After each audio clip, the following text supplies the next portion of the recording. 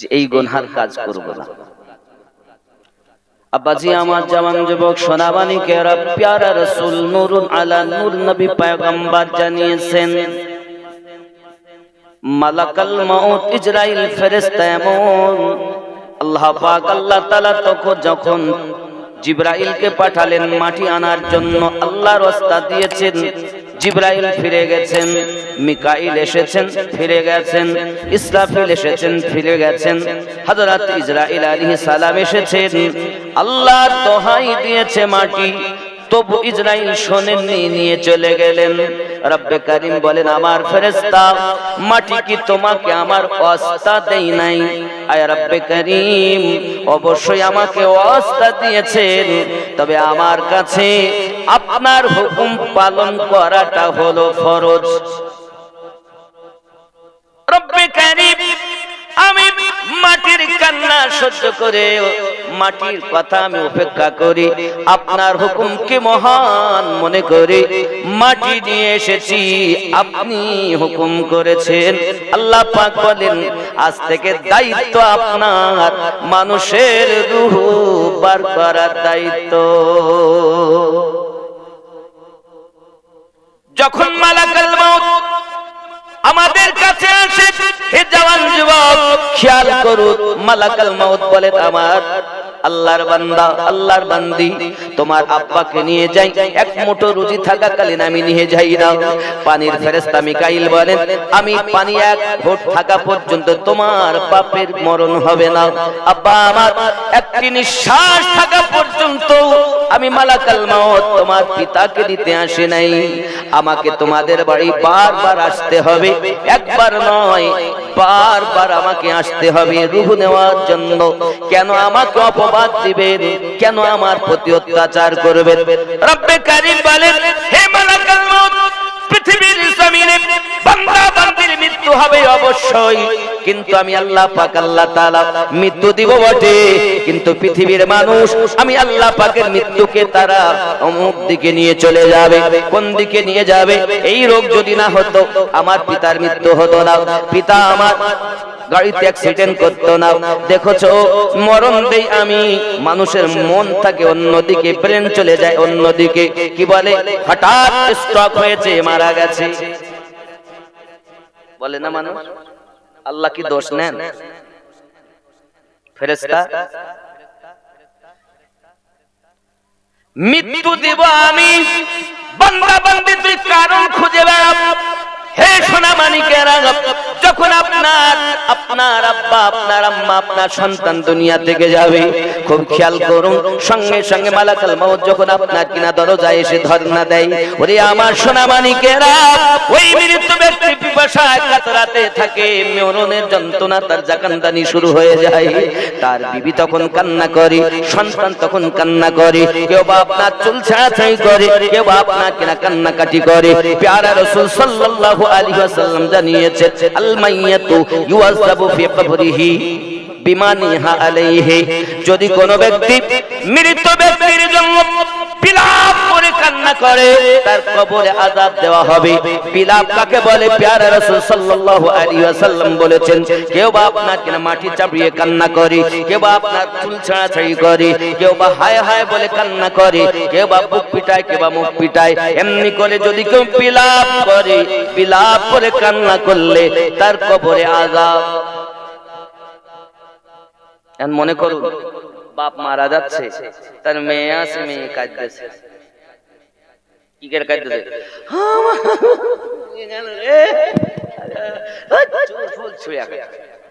এর নাম বিলাপ।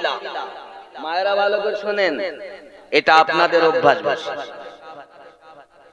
আচ্ছা, আপনার পিতাকে দুনিয়ায় পাঠিয়েছিলেন কে? আপনার পিতাকে এতদিন বাঁচিয়ে রেখেছেন কে? মৃত্যু দিয়েছেন কে? তিনি যখন দিয়েছেন তো আপনি একটু মায়া হয়েছে বলে কাঁদতেছেন? আপনি জানেন না যিনি নিয়েছেন আপনার থেকে কোটি কোটি গুণ বেশি আপনার বাপকে ভালোবাসে? তবে আপনি কেন কাঁদতেছেন? 40 বছর বাপ মেয়ে হয়েছেন তাই, 20 বছর সংসার করেছেন তাই, 50 বছর সংসার করেছেন তাই কাঁদুন, কান্না নিষেধ নাই, তবে কাঁদবেন কখন? আল্লাহর কোরআন তেলাওয়াত করে কাঁদবেন তখন, আল্লাহর জিকির করে কাঁদবেন, নামাজের পাটি বিছিয়ে নামাজ আদায় করে আল্লাহর কাছে কান্না করবেন তখন।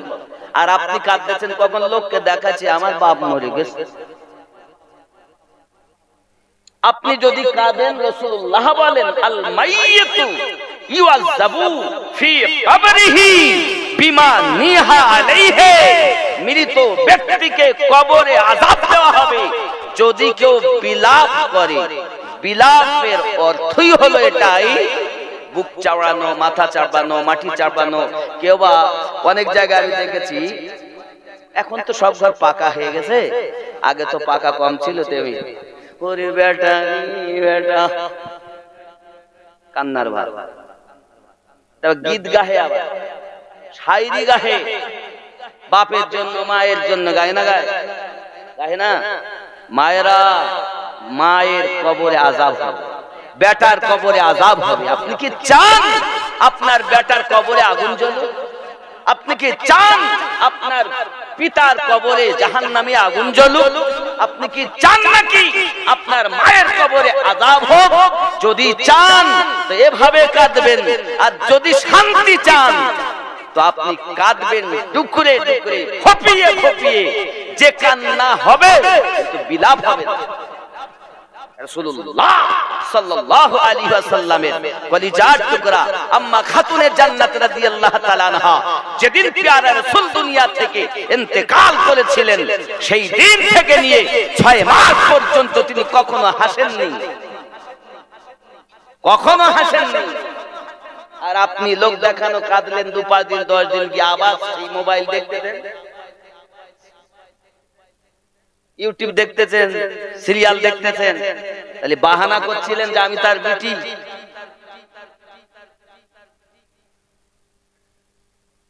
বাহানা করে কাঁদতেছিলেন। বিটি তো ছিলেন তিনি, 6 মাস পর্যন্ত হাসেননি যিনি। তাহলে বিটির জন্য বাপের কবরে আযাব হবে, মায়ের জন্য সন্তানের কবরে আযাব হবে, বোনের জন্য ভাইয়ের কবরে আযাব হবে। বেটা কাঁদে এমনি করে যদি তাও আযাব দাও, বিটি কাঁদে যদি তাও আযাব দাও, তাহলে বিলাপ করা আজ থেকে মাথায় রাখবেন। মায়েদের মন এত নরম, যদি কেউ কাঁদে না তো ওর কিছু হয়, ও বেড়াতে গেছে, মনে করেন এই মরারই আপনাদের কি গ্রাম এটা, ভাদেশ্বর, এই ভাদেশ্বরে বেড়াতে এসেছে, তো একজনের মা মারা গেছে, তো সাথেও এসেছে, যা হয় এসে দেখতে ও কাঁদতেছে, তো ইয়েও বোন তুমি কাঁদো কেন? তোমার কেউ হয়, তোমার কিছু হয়? না, ওর কান্না দেখি আমার কান্না পায়। তার মানে মেয়েদের মন আল্লাহ খুব নরম বানিয়েছে।